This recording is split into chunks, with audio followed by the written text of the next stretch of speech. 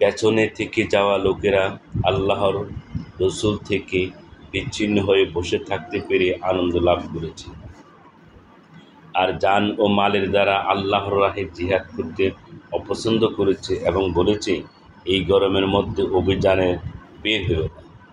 বলে দাও, উত্তাপে জাহান্নামের আগুন পছন্দ করবে যদি তাদের বিবেচনা শক্তি থাকে।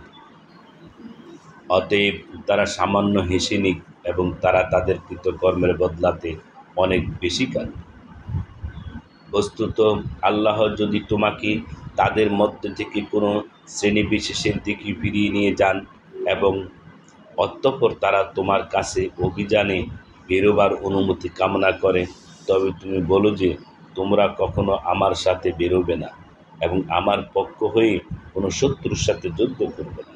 তোমরা তো প্রথমবারে বসে থাকা পছন্দ করেছ, কাজেই পেছনে পড়ে থাকা লোকদের সাথেই বসে থাকো। আর তাদের মধ্য থেকে কারো মৃত্যু হলে তার উপর কখনো নামাজ পড়বে না এবং তার কবরে দাঁড়াবে না।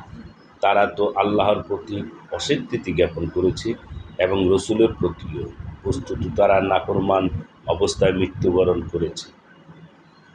আর বিস্মিত হইও না তাদের ধন সম্পদ ও সন্তান সন্ততির দরুন। আল্লাহ তো এই চান যে এসবের কারণে তাদেরকে আযাবের ভেতরে রাখবেন দুনিয়ায় এবং তাদের প্রাণ নির্গত হওয়া পর্যন্ত যেন তারা কাফেরই থাকে। আর যখন নাজিল হয় কোনো সূরা যে তোমরা ঈমান আনো আল্লাহর উপর তার রাসূলের সাথে একত্র হয়ে, তখন বিদায় কামনা করে তাদের সম্মত লোকেরা এবং বলে, আমাদের অব্যাহতি দিন যাতে আমরা বসে থাকা লোকদের সাথে থেকে যেতে পারি।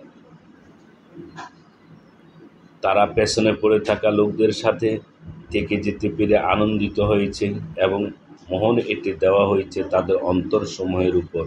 বস্তুত তারা বোঝে না।